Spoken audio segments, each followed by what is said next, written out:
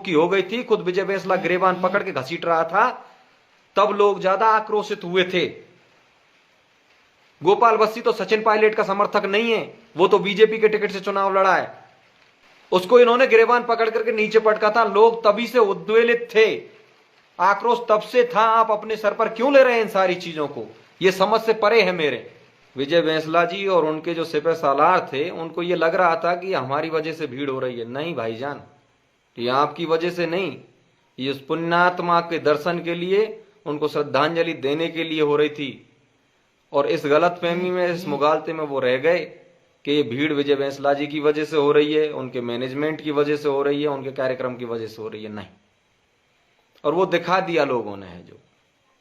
अब मैं बार बार षड्यंत्र की बात क्यों कह रहा हूं?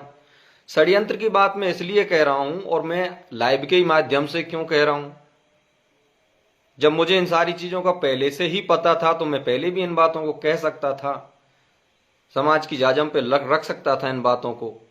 लेकिन क्यों नहीं रखा मैंने? क्योंकि मैं उस मर्यादा से बंधा हुआ था। मेरे नेता कर्नल बैंसला हैं और वो हमेशा रहेंगे, पूरे समाज के हैं, इसमें कहीं कोई दो राय नहीं है। मैं उनको दुख नहीं देना चाहता था, पीड़ा नहीं देना चाहता था, कष्ट नहीं देना चाहता था। बाकी के सपूत के पांव पालने में ही दिखाई दे जाते हैं। विजय बैंसला जी की जो महत्वाकांक्षा है वो इतनी अधिक प्रबल है कि उनके सामने कर्नल साहब, उनकी टीम, समाज बहुत बौने हैं, और ये पूर्ण रूप से सच्चाई भी है। इस षड्यंत्र की कहानी शुरू होती है 2018-19 से, जब विजय बैंसला जी की पूर्ण रूप से एंट्री होती है कर्नल साहब के यहाँ। कर्नल साहब का स्वास्थ्य खराब रहने लग गया, वो ज्यादा चल फिर नहीं सकते थे, तो उन्हें सहारे की जरूरत थी जो परमानेंट रहे। संघर्ष समिति वाले लोग उनसे हालचाल जरूर पूछते, आते जाते, उनका ख्याल भी रखते थे। लेकिन जो एक परिवार का सदस्य रख सकता है, उसकी भूमिका में आए थे विजय। और विजय इस भूमिका में इसलिए नहीं आए थे कि उन्हें कर्नल साहब की सेवा करनी थी।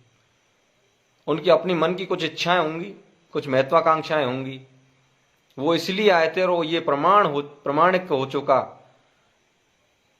षड्यंत्र में इसलिए कह रहा हूं आपको कि जब हम मलारना में आंदोलन कर रहे थे, तो मलारना में आंदोलन, रेल रोको आंदोलन से पहले एक पंचायत हुई थी। उस पंचायत में सबसे पहले गुर्जर आरक्षण संघर्ष समिति के उन फाउंडर मेंबरों को नजरअंदाज किया गया था, दरकिनार किया गया था विजय बैंसला जी के द्वारा।